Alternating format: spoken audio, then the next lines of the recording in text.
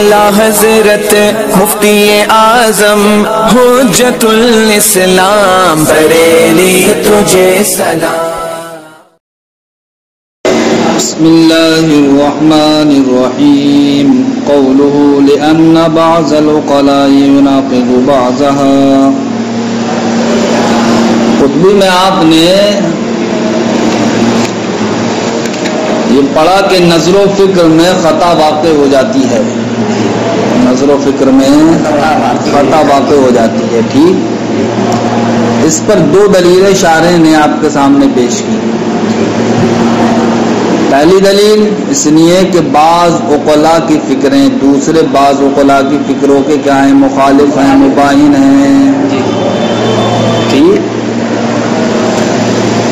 एक तो आपने ये दलील पढ़ी,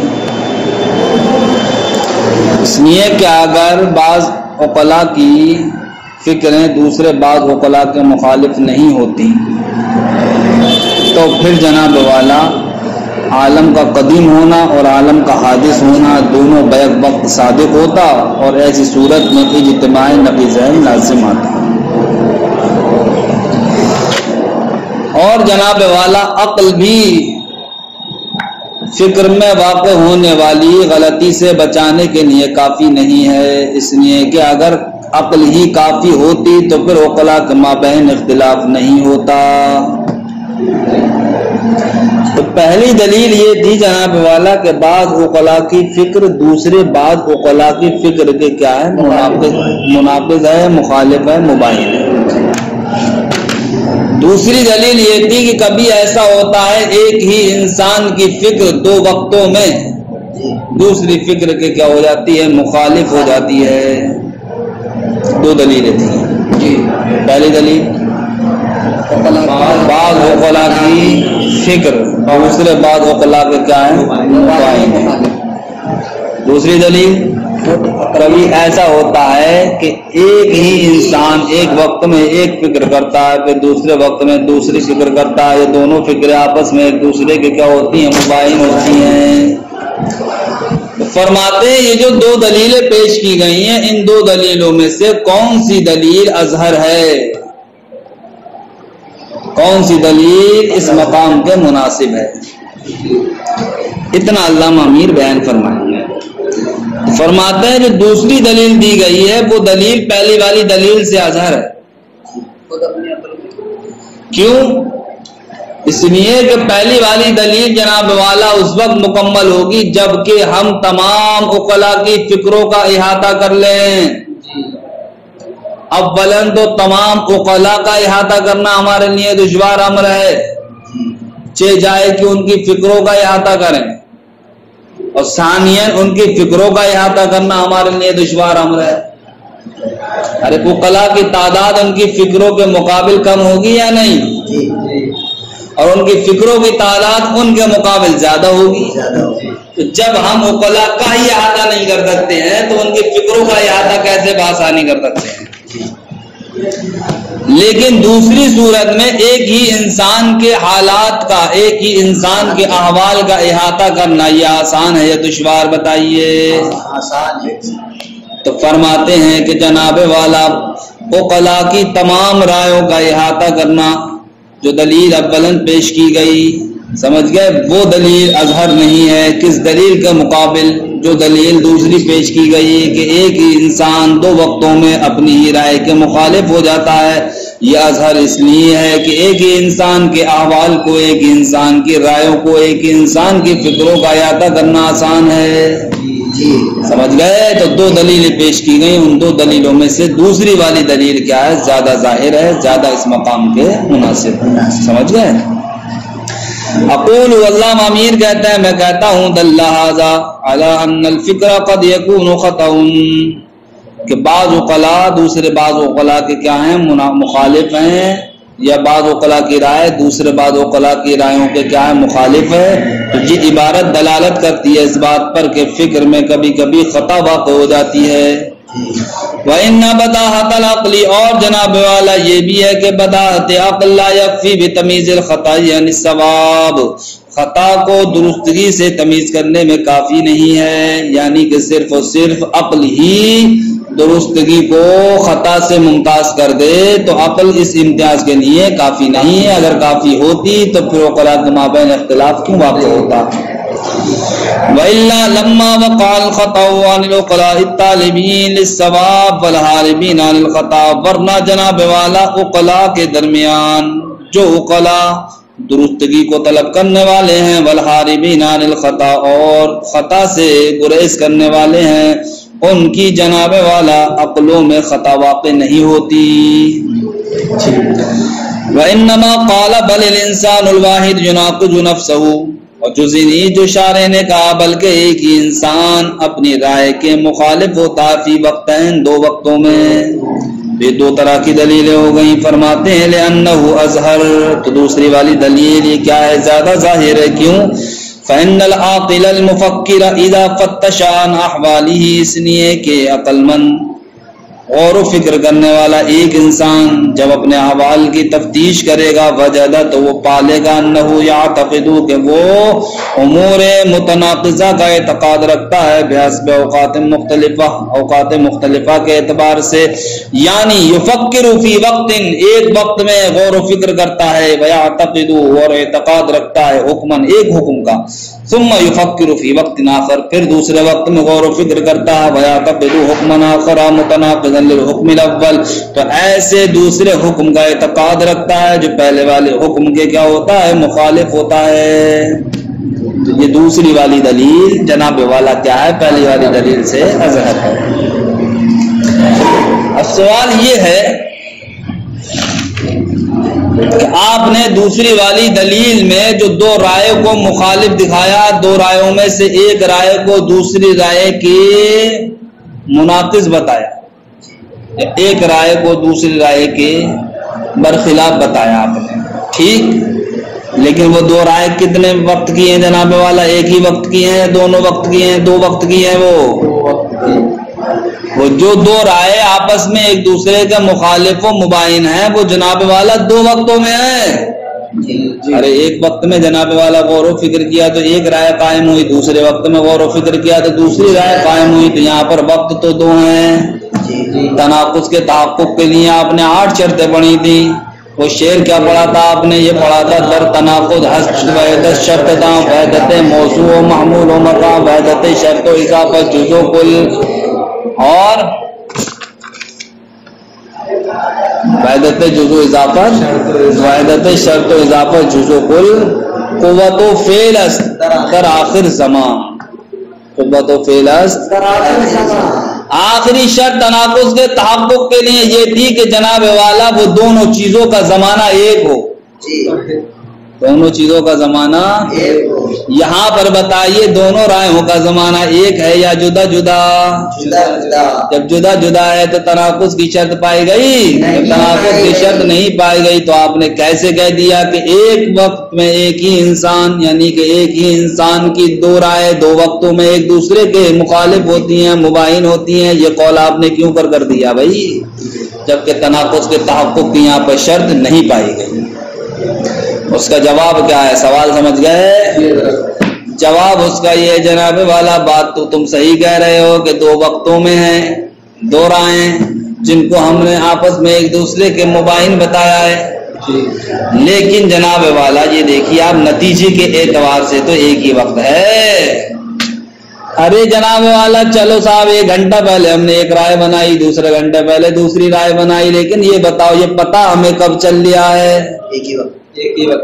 ارے جب دوسری رائے نکل کے آئی تب پتہ چلا ہمیں کہ دوسری رائے پہلی رائے کے مخالف ہے. تو اب نتیجہ جس وقت نکل کے آ رہا ہے تو اس نتیجے کا تو وقت ایک ہی ہے. تو اس نتیجے کے اعتبار سے ہم نے یہ کہا ہے کہ ایک انسان کی ایک رائے دوسرے وقت میں دوسری رائے کے کیا ہوتی ہے؟ مخالف ہوتی ہے.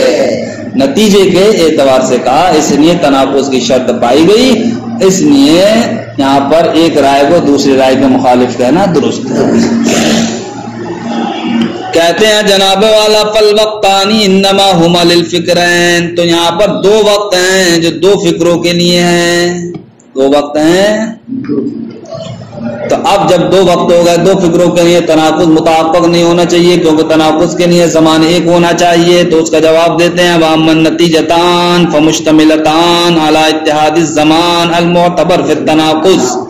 کہتے ہیں ان دونوں فکروں کے جو نتیجے ہیں وہ نتیجے تو جناب والا مشتمل ہے اتحاد زمان پر، جو تناقض میں معتبر ہے، جو تناقض میں معتبر ہے۔ سمجھ گیا بھائی؟ اب ایک تیسری بات یہاں پر علامہ امیر پیش کر رہے ہیں۔ علامہ امیر یہ بتاتے ہیں کہ تصدیق کو جو حاصل کیا جاتا ہے نظر و فکر کے ذریعے سے، اس پر تو آپ نے دلیل پیش کی، لیکن تصور کو جو نظر و فکر کے ذریعے سے حاصل کیا جاتا ہے اس پر آپ نے دلیل پیش نہیں کی۔ تو آپ نے ایک پر دلیل پیش کی، دوسری پر دلیل کیوں پیش نہیں کی؟ تو ماقبل میں بھی آپ پڑھ چکے ہو، آج پھر پڑھ لو کہ تصور کے تعلق سے علماء کے مابین اختلاف ہے۔ بعض حضرات کہتے ہیں کہ تمام تصورات بدیہی ہیں، بعض کہتے ہیں بدیہی نہیں ہے، نظری ہیں۔ تو جن کے نزدیک تصورات بدیہی ہیں تو بتاؤ وہاں پر نظر و فکر کی ضرورت پڑے گی؟ نہیں پڑے گی۔ اس لیے جناب والا تصور کے حصول پر نظر و فکر کے ذریعے سے دلیل پیش نہیں کی، برخلاف تصدیقات کے کہ اس میں کسی کا اختلاف نہیں ہے۔ وَاقْتُصِرَ عَلَى بَيَانِ الْخَطَأِ فِي الْأَفْكَارِ الْكَاذِبَةِ لِلتَّصْدِيقِ، اور اختصار کیا گیا علی بیانی یعنی کہ دلیل پر۔ کس دلیل پر؟ تصدیقات کو حاصل کرنے کی فکروں میں خطا کے واقع ہو جانے پر، لعدم ظہور ذالک فی التصورات، اس دلیل کے یا اس فکر کے تصورات میں ظاہر نہ ہونے کی وجہ سے۔ بات سمجھ میں آ گئی بھائی؟ فرماتے ہیں شارح نے فرمایا فمست الحاجت الى قانون، جب جناب والا فکر میں غلطی باتیں ہونے لگی، تمام فکروں کو ہم درست بھی نہیں مان سکتے، تمام فکروں کو ہم غلط بھی نہیں مان سکتے، تو اب ایسی صورتحال میں ہم کیا کریں گے بتائیے؟ تو شارح نے یہ کہا تھا ایسی صورتحال میں ہمیں ایک قانون کی ضرورت پڑے گی، جو قانون جناب والا صحیح فکر کو غیر صحیح فکر سے تمیز دلانے والا ہو۔ اب آپ ذرا ٹھنڈے دماغ سے سوچنا، یہاں قانون کی ضرورت پڑے گی یا جناب والا فکروں کے احاطہ کرنے کی ضرورت پڑے گی؟ ارے جب فکروں میں غلطی واقع ہوئی تو اس سے نتیجہ یہ نکلا بعض فکریں صحیح ہیں، بعض فکریں کیا ہیں؟ غلط ہیں۔ تو جناب والا اب تمام طرح کی فکروں کا احاطہ کیجیے آپ، یہ تھوڑی قانون کی طرف باقی ہے۔ اور آپ نے کیا کہا؟ قانون کی ضرورت پڑے گی۔ غلطی واقع ہو رہی ہے فکر میں، بھاگ رہا قانون کی طرف، تو جناب والا جس میں غلطی واقع ہو رہی ہے ان فکروں کا آپ احاطہ کیجئے، تو قانون کی ضرورت نہیں پڑ رہی ہے بلکہ فکروں کے احاطے کی ضرورت پڑ رہی ہے۔ تو آپ کا یہ کہنا کہ فکر میں جب غلطی واقع ہوگی تو قانون کی ضرورت پڑے گی، یہ کہنا درست نہیں ہے۔ اس کا جواب علامہ امیر یہ عنایت فرماتے ہیں، بات تو جناب والا آپ نے جو کہی ہے وہ بالکل برحق ہے، صحیح و درست ہے، لیکن آپ ذرا ہمیں یہ بتائیے کہ تمام فکروں کا احاطہ کرنا آپ کے لیے آسان کام ہے یا دشوار؟ جب تمام فکروں کا آپ احاطہ نہیں کر سکتے تو آپ بتاؤ کیسے مطلوب کو حاصل کرو گے؟ مطلوب مجہول کو آپ کیسے حاصل کرو گے بتائیے جب فکروں کا احاطہ ہی نہیں کر سکتے؟ اور انہی فکروں کے احاطے پر دار و مدار ہے مطلوب مجہول کے حصول کا۔ لہذا جب فکروں کا احاطہ کرنا امر متعذر ہو گیا تو جناب والا ایک ایسا قانون ہی تلاش کر لو جس قانون کی طرف تمام فکریں لوٹتی ہوں۔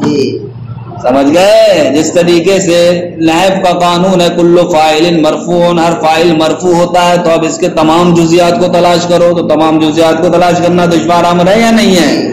لیکن جناب والا جو بھی جزئی آپ کے سامنے آئے گا، سمجھ گئے، ضرب زید میں یا اکل زید میں، قام زید میں، نام زید میں، سمجھ گئے، جلس زید میں، تو اسی قاعدے کے تحت ہی تو آپ پہچانو گے، اسی قانون کے تحت ہی تو پہچانو گے کل فاعل مرفوع کہ صاحب اکل زید میں زید مرفوع ہے، ٹھیک، جلس زید میں زید مرفوع ہے، ضرب زید میں زید کیا ہے؟ مرفوع ہے، آپ پہچانتے چلے جاؤ گے۔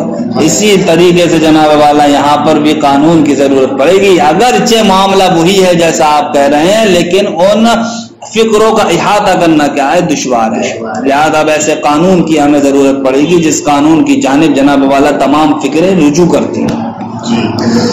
فرماتے ہیں اقول میں کہتا ہوں یرید مراد یہ لیا گیا ہے کہ ان المقصودہ کا مقصود وان کان معرفت تفاصیل احوال الانظار الجزئیہ، اگرچہ جناب والا انظار جزئیہ کے احوال کی تفصیل کی کیا معرفت ہے، اگرچہ مقصود یہی ہے کہ جناب والا نظروں کا احاطہ کیا جائے، ٹھیک، اسی کو تعبیر کیا کیسے، انظار جزئیہ کے احوال کی تفصیل کی معرفت ہے۔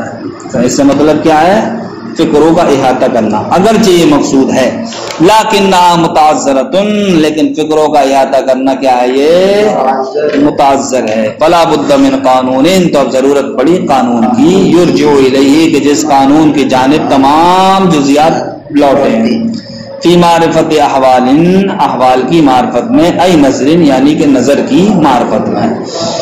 ارید من الانظار المخصوصہ، اس نظر کی معرفت سے مراد، یعنی کہ نظر جو ذکر کی گئی ہے، اس نظر سے مراد عام نظر نہیں ہے بلکہ نظر مخصوصہ ہے، کہ جس نظر کے ذریعے سے آپ مطلوب کو حاصل کر رہے ہیں۔ بات ختم ہو گئی بھائی؟ اب اچھا صاحب بات یہ آئی تھی کہ قطبی میں کیا کہا گیا تھا صاحب، قطبی میں یہ کہا گیا تھا کہ ایک ایسے قانون کی ضرورت پڑے گی جو قانون جناب والا تصورات کو حاصل کرنے کی طریقے کی معرفت کا اور تصدیقات کی حاصل کرنے کی طریقوں کی معرفت کا فائدہ دے، کیسے، ضرورت سے، یعنی کہ تصور نظری کو حاصل کرنے کی طریقوں کا معرفت کا فائدہ دے، کیسے، تصور ضروری سے، تصدیق نظری کو حاصل کرنے کے طریقوں کی معرفت کا فائدہ دے، کیسے، تصدیق ضروری سے۔ تو کہنے کا مطلب یہ ہے کہ یہاں پر یہ دکھایا تھا کہ نظری کا حصول کیسے ہو رہا ہے، ضروری سے ہو رہا ہے، یہ تو دکھایا تھا۔ اعتراض یہ ہوتا ہے کہ کبھی ایسا ہوتا ہے جناب والا کہ نظری کا حصول نظری سے ہوتا ہے، پھر اس دوسری نظری کا حصول تیسری نظری سے ہوتا ہے، تیسری نظری کا حصول چوتھی نظری سے ہوتا ہے، پھر چوتھی نظری کا حصول کہیں جا کر کے پانچویں بدیہی چیز سے ہوتا ہے۔ تو یہاں تو شے نظری بدیہی سے حاصل نہیں ہو رہی ہے، آپ نے یہ حصر کیسے کر دیا کہ جناب والا نظری کو بدیہی سے ہی حاصل کیا جائے گا؟ ارے ایک صورت یہ بھی تو نکل کے آتی ہے کہ نظری سے حاصل ہوتی ہے، پھر وہ نظری کسی اور نظری سے، پھر وہ نظری کسی اور نظری سے حاصل ہوتی ہے، پھر کہیں جا کر کے اینڈ کہاں ہوتا ہے، کسی شے بدیہی پر ہوتا ہے۔ تو دیکھو ڈائریکٹ نظری بدیہی سے حاصل ہو رہی ہے یا جناب والا نظری سے حاصل ہوتے ہوتے پھر وہ پہنچی بدیہی کے حصول تک۔